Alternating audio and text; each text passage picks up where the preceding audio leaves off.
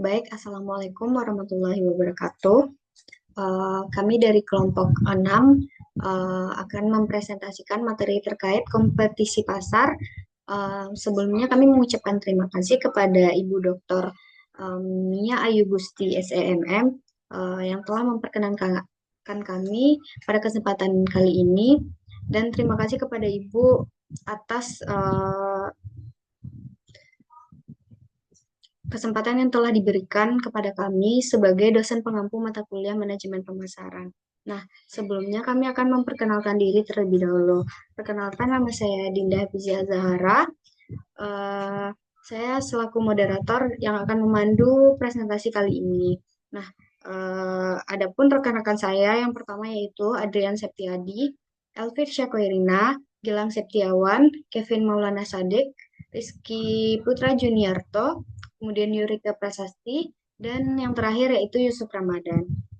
Baiklah, materi yang pertama akan disampaikan oleh Adrian. Kepada Adrian dipersilahkan. Baik, terima kasih moderator. Saya akan menjelaskan materi tentang pengertian dan tujuan kompetisi pasar.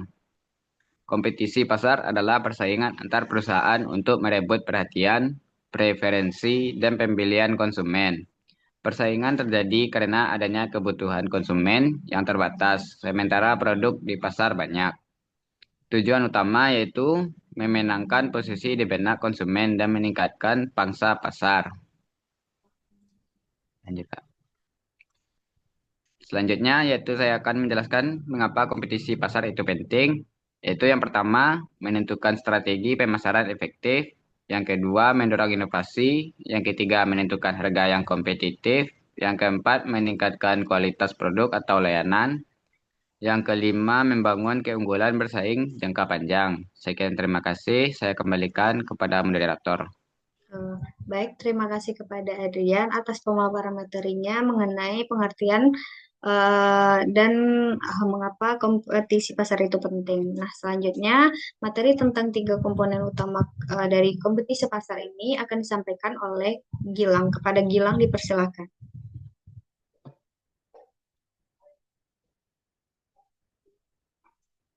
Ya, bentar, bentar.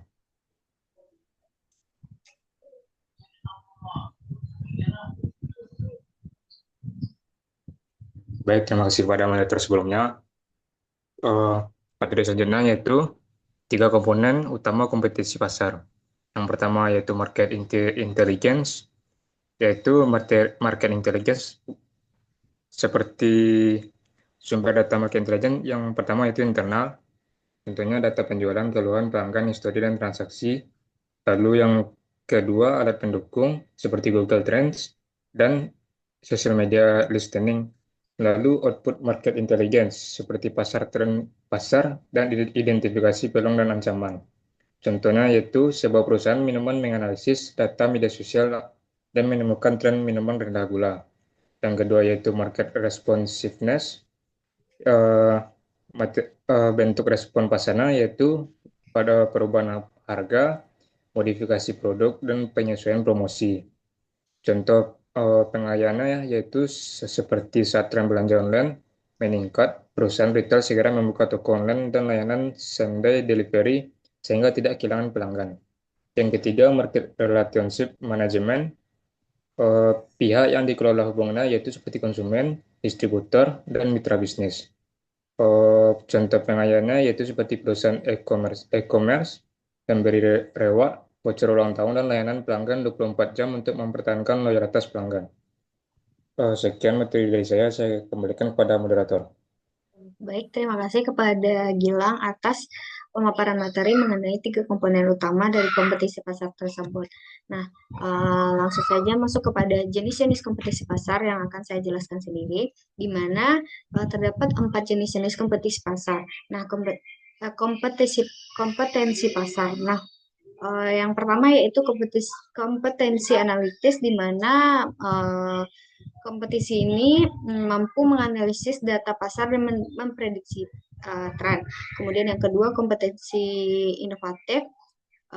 Hal ini menciptakan produk atau layanan baru yang sesuai dengan kebutuhan pasar. Nah, yang ketiga yaitu kompetensi operasional, di mana kemampuan perusahaan menjalankan proses produksi atau distribusi secara efisien. Kemudian yang keempat yaitu kompetensi strategis, di mana perusahaan merumuskan strategi pemasaran dan penetapan posisi pasar. Nah, adapun dari jenis-jenis dari kompetisi pasar ini terdapat eh, 5 jenis. Yang pertama yaitu pasar persaingan sempurna, di mana ciri-ciri dari pasar persaingan sempurna ini yaitu banyak penjual dan pembelinya, produk bersifat homogen atau sama, harga ditentukan oleh mekanisme pasar, dan tidak ada hambatan masuk dan keluar pasarnya. Contohnya yaitu pasar hasil pertanian berupa beras atau jagung. Yang kedua yaitu pasar persaingan monopolistik, di mana pasar ini memiliki ciri-ciri banyak penjual dan pembeli, produk sejenis tapi terdiferensiasi atau merek, kualitas dan desainnya. Kemudian penjual memiliki kendali terbatas atas harga, dan promosi serta branding berperan penting. Contohnya yaitu restoran, kafe, produk fashion dan kosmetik. Selanjutnya yaitu pasar oligopoli, di mana ciri-cirinya yaitu dikuasai oleh beberapa perusahaan besar, kemudian produk bisa homogen atau terdiferensiasi atau berbeda. Nah, adanya hambatan masuk pasar yang cukup tinggi, kemudian strategi harga dan promosi saling mempengaruhi antar perusahaan. Contohnya yaitu industri otomotif, operator telekomunikasi, dan semen. Selanjutnya yaitu pasar monopoli, di mana mereka hanya memiliki satu penjual dalam pasar, tidak memiliki produk substitusi dekat, harga ditentukan oleh perusahaan. Kemudian hambatan masuk pasar sangat tinggi, dapat berupa izin teknologi atau regulasinya. Contohnya yaitu PLN dan PDAM. Kemudian pasar monopsoni memiliki ciri-ciri yaitu banyak penjual tetapi hanya satu pembeli. Kemudian pembeli memiliki kekuatan besar dalam menentukan harga. Nah, contohnya itu petani menjual hasil panen ke satu perusahaan besar. Baik, sekian yang dapat saya sampaikan. Materi selanjutnya akan disampaikan oleh Elvirsya. Kepada Elvirsya dipersilakan. Baik, terima kasih kepada moderator. Materi selanjutnya yang akan saya jelaskan yaitu mengenai faktor-faktor yang mempengaruhi kompetensi pasar. Nah, faktor-faktor ini adalah berbagai unsur yang menentukan kemampuan perusahaan dalam memahami pasar, bersaing secara efektif, dan memenuhi kebutuhan konsumen. Nah, faktor-faktor tersebut meliputi kualitas sumber daya manusia, di mana SDM yang memiliki pengetahuan, keterampilan, dan pengalaman yang baik akan mampu memahami pasar, menganalisis peluang, serta mengambil keputusan bisnis secara tepat. Lalu ada teknologi dan sistem informasi. Nah, teknologi ini membantu perusahaan mengumpulkan, mengolah, dan menyajikan data pasar dengan cepat dan akurat, sehingga mendukung pengambilan keputusan yang lebih efektif. Selanjutnya ada intensitas persaingan. Nah, dengan tingkat persaingan yang tinggi mendorong perusahaan untuk terus meningkatkan kualitas produk, pelayanan, dan strategi agar tetap mampu bersaing di pasar. Lalu ada perusahaan lingkungan bisnis. Nah, perubahan tren, kebijakan, dan kondisi ekonomi menuntut perusahaan untuk selalu adaptif agar tidak tertinggal dan tetap relevan dengan kebutuhan pasar. Selanjutnya ada ketersediaan data dan informasi. Nah, data dan informasi yang lengkap dan akurat membantu perusahaan memahami perilaku konsumen serta kondisi pasar secara lebih mendalam. Lalu yang terakhir ada pembelajaran organisasi dan inovasi. Perusahaan yang terus belajar dan berinovasi akan lebih siap menghadapi perubahan serta mampu menciptakan keunggulan kompetitif yang berkelanjutan. Materi selanjutnya yaitu peran kompetensi pasar dalam perusahaan. Nah, kompetensi pasar berperan penting dalam membantu perusahaan untuk memahami kebutuhan dan keinginan konsumen. Dengan pemahaman tersebut, perusahaan dapat menyusun strategi pemasaran yang tepat dan sesuai dengan kondisi pasar yang dihadapi. Nah, peran kompetensi pasar tersebut seperti menjadi dasar pengembangan strategi pemasaran.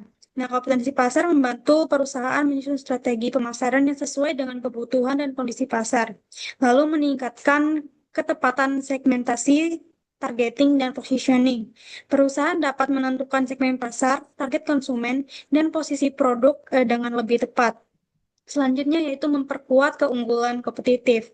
Pemahaman pasar yang baik membuat perusahaan lebih unggul dibandingkan pesaing. Lalu ada mengurangi risiko bisnis karena keputusan lebih akurat.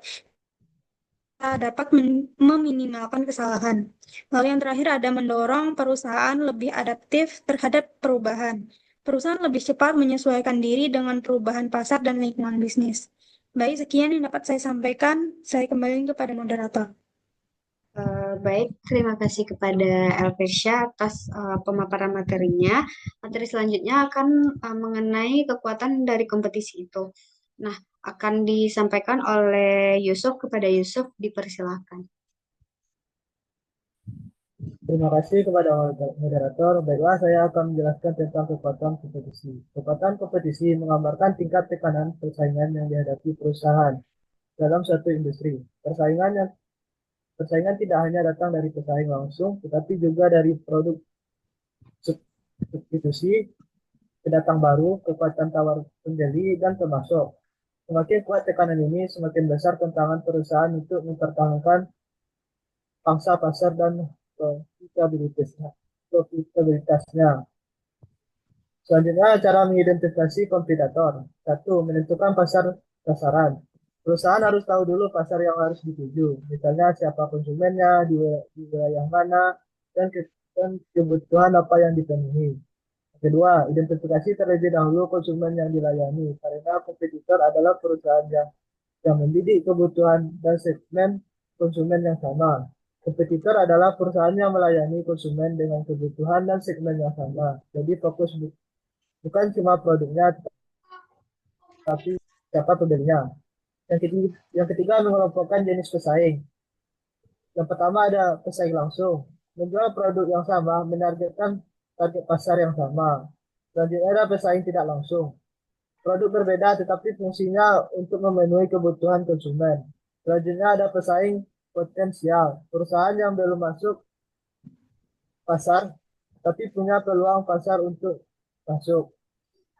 Yang keempat ada menganalisis produk substitusi. Perusahaan perlu melihat apakah ada produk lain yang bisa menggantikan produknya dan membuat konsumen berpindah.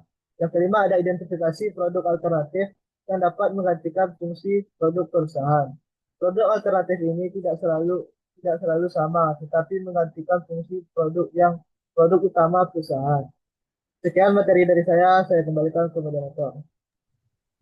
Baik, terima kasih kepada Yusuf atas pemaparan materinya.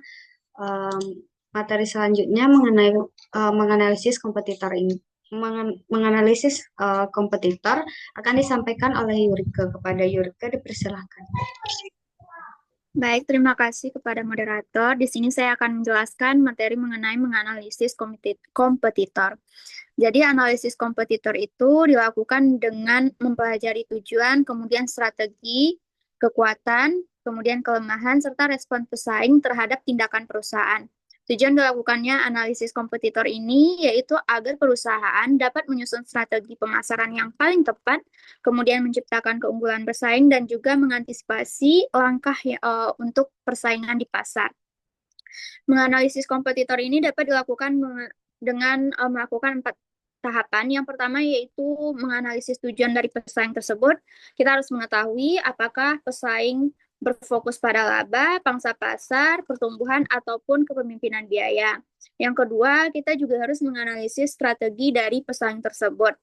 Nah, analisis strategi pesaing ini mengkaji strategi harga, kemudian strategi produk, promosi, distribusi, dan juga positioning yang digunakan oleh pesaing. Selanjutnya yaitu mengidentifikasi kekuatan dan juga kelemahan untuk melihat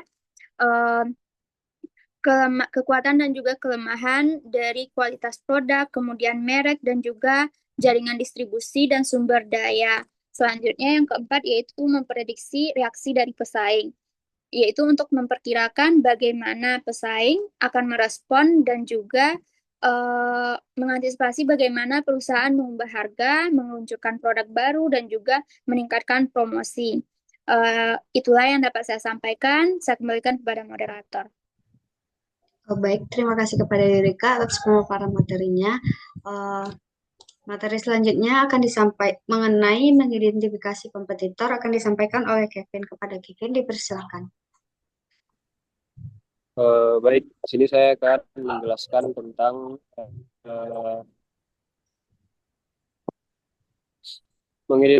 mengidentifikasi kompetitor. Mengidentifikasi kompetitor berarti mengenali perusahaan atau merek lain yang menawarkan produk atau jasa serupa pengganti atau yang memperebutkan kebutuhan konsumen yang sama. Menurut Kotler, kompetitor dapat berupa pesaing langsung, pesaing tidak langsung, hingga pesaing potensial yang dapat masuk ke pasar di masa depan.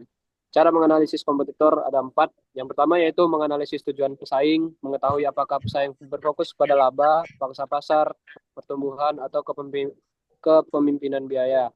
Yang kedua ada menganalisis strategi pesaing, mengkaji strategi harga, produk, promosi, distribusi, dan positioning yang digunakan. Yang ketiga ada mengidentifikasi kekuatan dan kelemahan. Dilihat dari kualitas produk, merek, teknologi, jaringan, distribusi, dan sumber daya. Yang keempat ada memprediksi reaksi pesaing, memperkirakan bagaimana pesaing akan merespon jika perusahaan mengubah harga, meluncurkan produk baru, atau meningkatkan promosi. Sekian yang dapat saya sampaikan. Saya kembalikan kepada moderator. Baik, terima kasih kepada Kevin atas pemaparan materinya. Materi selanjutnya akan disampaikan oleh Rizky. Kepada Rizky, dipersilakan.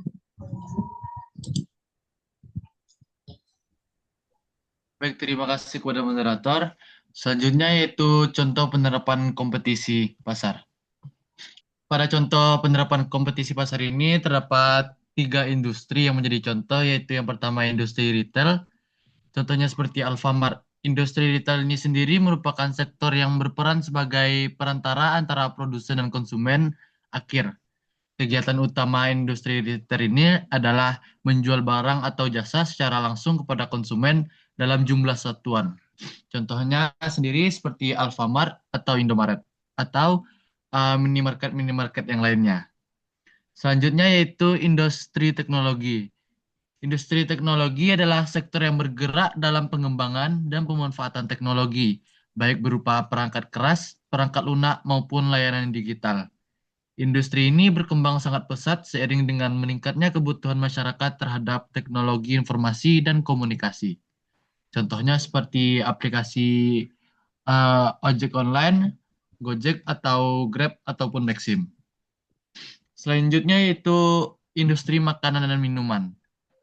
Industri makanan dan minuman merupakan sektor yang memproduksi serta mendistribusikan berbagai jenis makanan dan minuman untuk memenuhi kebutuhan konsumsi masyarakat.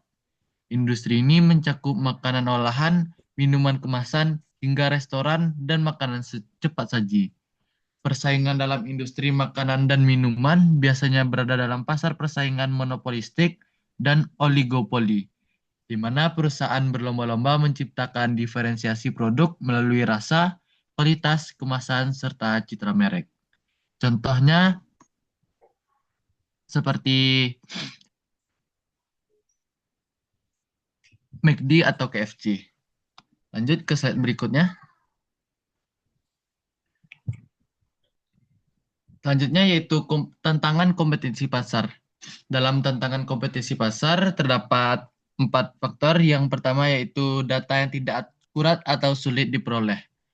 Perusahaan sering kesulitan untuk memperoleh data yang lengkap, terbaru, dan dapat dipercaya. Data yang tidak akurat membuat analisis pasar menjadi lemah dan keputusan bisnis yang menjadi kurang tepat. Yang kedua yaitu perubahan pasar yang sangat cepat. Perkembangan teknologi, tren konsumen, dan kondisi ekonomi berubah dalam waktu yang singkat. Perusahaan harus mampu beradaptasi secara cepat agar tidak tertinggal dari pesaing yang lainnya. Yang ketiga yaitu keterbatasan SDM dalam analisis pasar. Tidak semua perusahaan memiliki tenaga ahli yang mampu mengolah dan menganalisis data pasar. Minimnya keahlian dalam membaca tren dan perilaku konsumen menjadi hambatan yang besar bagi satu perusahaan. Yang keempat atau yang terakhir yaitu rendahnya inovasi di dalam perusahaan. Banyaknya perusahaan masih terpaku pada strategi lama yang tidak berani mengambil risiko. Kurangnya inovasi menghambat kemampuan perusahaan untuk merespon kebutuhan pasar yang dinamis. Baiklah, itu yang dapat saya sampaikan. Saya kembalikan kepada moderator. Baik, terima kasih kepada Rizky atas pemaparan materinya. Nah, pada materi kali ini mengenai kompetisi pasar dapat disimpulkan bahwa kompetisi pasar merupakan elemen penting dalam kesuksesan perusahaan modern. Nah, dengan kompetisi pasar yang baik, perusahaan dapat memenuhi kebutuhan pelanggan, mengantisipasi perubahan, dan memenangkan persaingan. Nah, dengan pengembangan SDM, teknologi, dan inovasi yang menjadi kunci utamanya. Nah, sekian yang dapat kami sampaikan. Apabila ada kesalahan, mohon dimaafkan. Kami akhiri dengan Assalamualaikum warahmatullahi wabarakatuh. Assalamualaikum warahmatullahi wabarakatuh. Waalaikumsalam warahmatullahi